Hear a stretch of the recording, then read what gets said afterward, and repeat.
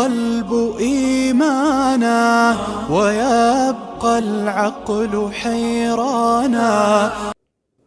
بسم اللہ الرحمن الرحیم واعتصموا بحبل اللہ جميعا ولا تفرقوا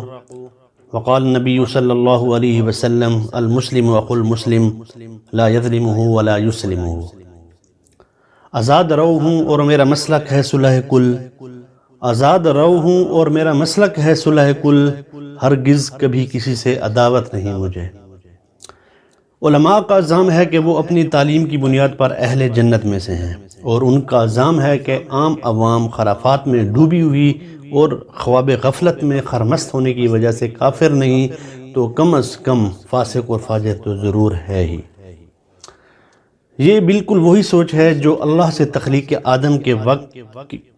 کے موقع پر ہونے والے مکالمے کے دوران شیطان کے دماغ میں رچی بسی ہوئی تھی. شیطان کی طرح اپنی عظمت کا خود قائل ہونا بہت بڑی غلطی ہے، اور دوسری طرف عوام کی یہ سوچ ہے کہ عصر حاضر کے علماء پسماندہ و نچلی سوچ کے لوگ ہیں، اور انہیں جنت اور دوزخ کے انٹیریئر اور ایکسٹیریئر کی تو ایک ایک تفصیل معلوم ہے، لیکن اس دنیا کے رہن سہن کے طریق کا انہیں کچھ بھی نہیں معلوم جس میں ہم رہ رہے ہیں. نہایت افسوس سے کہنا پڑتا ہے کہ ان دونوں طبقوں کو یہ سوچ ان کی درسگاہوں سے مل رہی ہے، اور میرا تعلق چونکہ دونوں درسگاہوں سے رہا ہے، مدارس سے بھی اور یونیورسٹی کالجز کے ماحول سے بھی، بلکہ اب بھی ہے، لہٰذا میں نے یہ سوچ پروان چڑھتی خود دیکھی ہے اور محسوس کی ہے. اب چونکہ دونوں کے درمیان بہت بڑا ذہنی فاصلہ اور خلا بھی ہے، اس لیے دونوں ہی ایک دوسرے پر اعتماد کو بالکل تیار نہیں ہیں. مولوی کو خوف ہے کہ دنیا دار طبقہ جو ہے وہ اس کا جنت خراب کر دے گا، جبکہ دنیا دار کو ڈر ہے کہ مولوی اس کی دنیا تباہ اور برباد کر دے گا، اور نتیجہ یہ کہ ایک دوسرے سے گھلتے ملتے ہی نظر نہیں آتے. ان کے مابین بس حسب ضرورت قسم کا تعلق چل رہا ہے کہ مولوی چندہ جیسے خیرات، زکوٰۃ، صدقات مانگ لیتا ہے تو عام آدمی بس جینے اور مرنے پر قرآن خوانی، نماز جنازہ اور دعائے خیر کا ہی تعلق علماء سے رکھے ہوئے ہے. اب میں جو دیکھتا ہوں اور محسوس کرتا ہوں اور ان میں اٹھتا بیٹھتا ہوں تو میں علماء کو یقین سے کہہ سکتا ہوں عوام کی اکثریت ان کی عزت کرنے والی ہے. اگر ایسا نہ ہوتا تو آپ کے مدارس ترقی نہ کر رہے ہوتے اور آپ کی بلڈنگز پر بلڈنگز اور عمارت آسمانوں کی بلندیوں کو نہ چھو رہی ہوتی. جو خالص عوامی چندے مثلا زکوٰۃ، خیرات، صدقات وغیرہ پر ہی چل رہے ہیں. اس لیے جب بھی کبھی آپ خالص دینی امور میں کال بلکہ صرف مسکال بھی دیتے ہیں تو یہ لاکھوں کی تعداد میں نکل آتے ہیں، اور اسی طرح جب آپ ان سے نوٹ یا پیسے مانگتے ہیں تو یہ بلا تکلف آپ کی جھولی میں ڈال دیتے ہیں. ہاں، لیکن صرف ایک چیز ہے جس میں وہ آپ کا ساتھ نہیں دیتے اور وہ آپ کو نہیں دیتے، اور وہ یہ کہ جب آپ ان سے ووٹ مانگتے ہیں تو وہ آپ کو نہیں دیتے. اس سے یہ نتیجہ نہیں نکلتا کہ وہ آپ کے مخالف ہیں، بلکہ اس کا مطلب یہ ہے کہ پبلک آپ کے دینی کردار کی تو قدر کرتی ہے مگر سیاسی کردار پسند نہیں کرتی. اس کے لیے آپ کو عوام الناس میں گلنا ملنا ہوگا تاکہ یہ آپ کو سمجھ سکیں، آپ کے مزاج سے آشنا ہو سکیں، اور آپ کے اور ان کے بیچ کی جو جھجک ہے اور خوف ہے وہ ختم ہو سکے. اسی طرح میری عصری علوم والوں سے بھی گزارش ہے کہ جتنا آپ نے علماء کو عقل و خرد سے پیدل اور اس دنیا کے امور سے نابلد سمجھ رکھا ہے، یہ اتنے بھی پیچھے نہیں ہیں. یہ دنیا کے ذہین ترین لوگوں میں سے ہیں. جب یہ کچھ سیکھنے اور سمجھنے پر آتے ہیں تو ان کی رفتار کا آپ بھی ساتھ نہیں دے سکتے.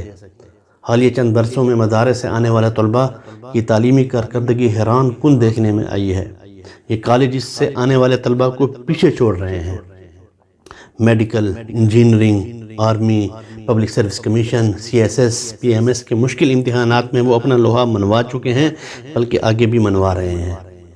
اب اس کا مطلب یہ ہرگز نہیں کہ آپ کی شکایات ان سے بالکل بھی غلط ہیں،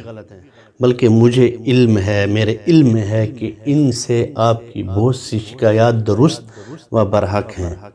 لیکن یقین کیجئے یہ صرف اس وجہ سے ہے کہ آپ دونوں باہم گھلتے ملتے نہیں ہیں، آپ کا تعلق نہیں ہے، آپ انہیں قریب کیجئے اور خود بھی ان کے قریب جائیے۔ جب آپ ایک دوسرے کو سمجھنے کی کوشش کریں گے اور دوسرے کو سمجھ جائیں گے اور آپ کے مفادات مشترک ہو جائیں گے تو شکایات خود بخود ختم ہوتے چلے جائیں گی۔ رب کعبہ کی قسم، آپ دونوں ایک دوسرے سے صرف 2 قدم کے فاصلے پر ہیں۔ ایک قدم وہ جو عالم دین نے اٹھانا ہے، اور دوسرا قدم وہ جو پبلک نے اٹھانا ہے۔ اب کیا آپ اتنے کمزور ہیں کہ ایک قدم ہی نہیں اٹھا سکتے؟ تو بس ہمت کیجئے، عالم دین ایک قدم اٹھائے عوام الناس کی طرف، اور عوام الناس اپنا ایک قدم اٹھائے علماء دین کی طرف، کیونکہ ہیں جذبے باہمی سے قائم نظام سارے، کیونکہ ہیں جذبے باہمی سے قائم نظام سارے، پوشیدہ ہے یہ نقطہ تاروں کی زندگی میں۔ اقبال نے کیا خوب کہا تھا کہ یہی مقصود فطرت ہے، یہی رمز مسلمانی، اخوت کی جہانگیری، محبت کی فراوانی، بتان رنگ و خون کو ملت میں گم ہو جا، بتان رنگ و خون کو توڑ کر ملت میں گم ہو جا، نہ تو رانی رہے باقی، نہ ایرانی نہ افغانی۔ ہوس نے کر دیا ہے ٹکڑے ٹکڑے نو انسان کو، ہوس نے کر دیا ہے ٹکڑے ٹکڑے نو انسان کو، اخوت کا بیاں ہو جا، محبت کی زباں ہو جا۔ ان سب باتوں سے مقصود بتانا یہ ہے کہ مسلم نوجوان چاہے وہ ڈاکٹر ہوں یا انجینئر، وکیل ہوں یا صحافی، اسی طرح عالم ہوں یا مفتی، قاری ہوں یا حافظ، وہ کسی عصری ادارے سے تعلق رکھتے ہوں یا دینی مدرسے سے، ان میں احساس ذمہ داری پیدا کر کے دیانت، امانت، شرافت اور صداقت جیسی صفات پیدا کر دی جائیں، تاکہ وہ معاشرے کے بہترین فرد بن کر ملک کی ترقی اور استحکام میں بنیادی کردار ادا کر سکیں۔ یکجا ہو کر ملک کی ترقی کے 2 بنیادی ستون ملا اور مسٹر کے درمیان بڑھتی ہوئی جو خلیج اور دوری کو مٹا کر ان کو ایک لڑی میں پرو دیں، تاکہ وہ صرف اور صرف دین اسلام کے غلبہ اور استحکام پاکستان کے لیے ایک پلیٹ فارم پر متحد و متفق ہو سکیں۔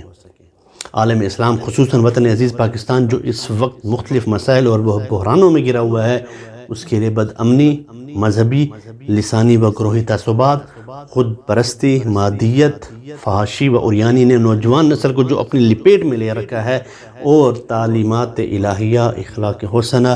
اور مشرقی روایات سے عدم واقفیت کی بنا پر جو نوجوان نسل اپنے تاریخی و مذہبی روایات اور عظیم الشان ماضی سے کٹ چکی ہے، اس کے لیے نوجوان نسل کو اپنے تاریخی و اسلامی ورثہ سے تعلق جوڑنے کے لیے مسٹر اور ملا کے فرق کو ختم کر کے ایک ایک قدم ایک دوسرے کی طرف